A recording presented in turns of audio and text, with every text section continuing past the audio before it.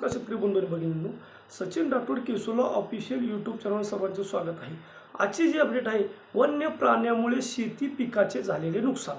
आता यामध्ये खरीप पीक असो, रब्बी पीक असो, फळपिके असो, ऊस असो, या संदर्भातील पिकाच्या ज्या प्राण्यांनी नुकसान केलेले आहे, ह्या नुकसानीच आपल्याला भरपाई मिळते का नाही आणि शासनाची भरपाई कशी मिळते आणि हे भरपाई मिळवण्यासाठी आपल्याला अर्ज कुठे करावा लागतो, अर्ज कसा करावा लागतो आणि अर्ज केल्यानंतर हे कुठं जमा करायचे, ह्या संदर्भातील आजचं अपडेट आहे. आता आपण पाहू वन्य प्राण्यापासून फळझाडाचे नुकसान झाल्या देय अनुदान भरपाईच्या रकमेत वाढ करण्याबाबत.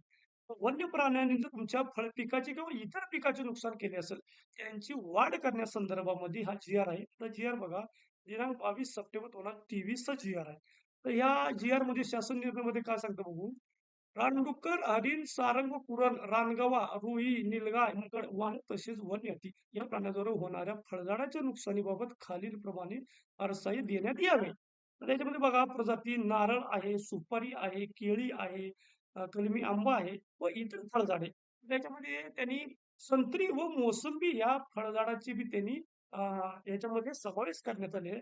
आणि त्याच्यामध्ये नारळामध्ये बघा प्रति झाड सांगितले त्यांनी.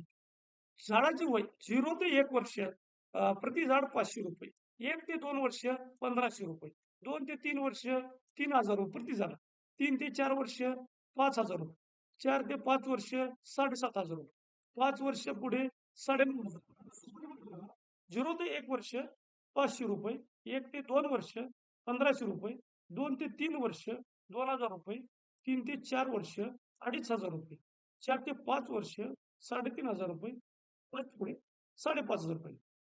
कलमी देण्यात येतं, फळझाडे देण्यात येते, संत्री व मोसंबीची देण्यात येते. आता ही तरतूद, अटी व तरतूद बघा, 2/7/2010 दिनांक 5/9/2013 दिनांक 25/11/2013 दिनांक 9/7/2015 व दिनांक 23/12/2015 रोजीच्या शासन निर्णयापर्यंत लागू राहील असं त्यांनी सांगितलेलं आहे. आता महाराष्ट्र फॉरेस्ट पोर्टल या वेबसाईटवर यायचं तुम्हाला. या वेबसाईटवर आल्यानंतर या सिरियलमध्ये 5 नंबरला तुम्हाला वन्य प्राण्यांच्या हानीमुळे झालेल्या पीक नुकसानीकरता नुकसान भरपाई मंजूर करणे ही लाईन दिसेल. या टॅबवर तुम्ही क्लिक करायचंय. आता ही टॅब ओपन होऊन दुसरी तुम्हाला अर्जदाराचे पूर्ण नाव लिहायचं आहे, मोबाईल नंबर, अर्जदाराचा आधार क्रमांक, नुकसानीचा प्रकार, पीक नुकसानीचा प्रकार. याच्यामध्ये ऊस असेल तर ऊस, पीक असेल तर पीक, फळझाड असेल तर फळझाड. याच्यामध्ये शेतकऱ्याचे नाव इथे निवडायचं तुम्हाला. इथं तुम्हाला जिल्हा निवडायचं जे असेल ते, इथं तालुका निवडायचंय, इथं रेंज ऑफिस रेंज कार्यालय तुमचं ती निवडायचंय, इथं गाव निवडायचंय, तर गावाचे नाव लिहायचे, तिथे पत्ता लिहायचे, ते घटनेचा दिनांक म्हणजे घटनेचा दिनांक कसं, इन्सिडेंट झाल्यापासून म्हणजे 72 तासाच्या आतमध्ये तुम्हाला इथं तारीख टाकायची. आता इकडे बँकेचे नाव, तर खातेधारकाचे नाव, खाते क्रमांक आणि आय-एफ-एस-सी कोड, ज्या बँकेचं खाते देतात त्या बँकेचा आय-एफ-एस-सी कोड योग्य टाकायचे. आता इथं तुम्हाला आवश्यक कागदपत्र अपलोड करण्यास सांगितलेले आहे. याच्यामध्ये तुम्हाला इथं बँक पासबुक कॉपी निवडायची आहे, पीडीएफ फाईलमध्ये जोडायची आहे. इथं तुम्हाला आधार कॉपी जोडायची आहे आणि इथं तुम्हाला ना हरकत डाउनलोड करायचं आहे. ही ना हरकत प्रमाणपत्र डाउनलोड केल्यानंतर ते तुम्हाला इथं भरून अपलोड करायचंय. आता हे कसं भरायचंय? पीक नुकसानी लाभ घेण्यासाठी अर्जदाराकडे सातबारावर असलेले इतर वारसाने द्यावयाचे ना हरकत प्रमाणपत्र. त्यामध्ये शेतकऱ्याची पूर्ण माहिती भरून तुम्हाला इथं स्थळ भरून दिनांक वगैरे टाकून सही करून पूर्ण माहिती भरून इथे तुम्हाला अपलोड करायचं आहे.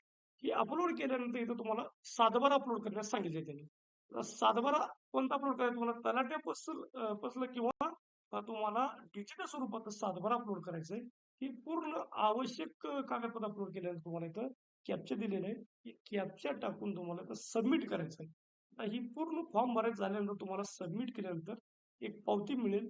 ही पावती जोडून तुम्हाला ही सर्व कागदपत्रे जोडून तुम्हाला वनपालकडे द्यायचंय.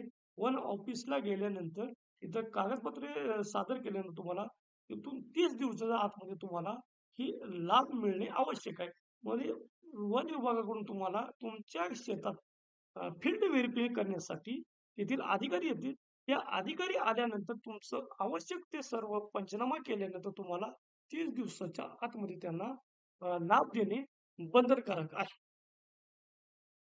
आपले असेच नवनवीन व्हिडिओ पाहण्यासाठी आपल्या चॅनलला सबस्क्राईब करा, लाईक करा, कमेंट करा, शेअर करा. धन्यवाद.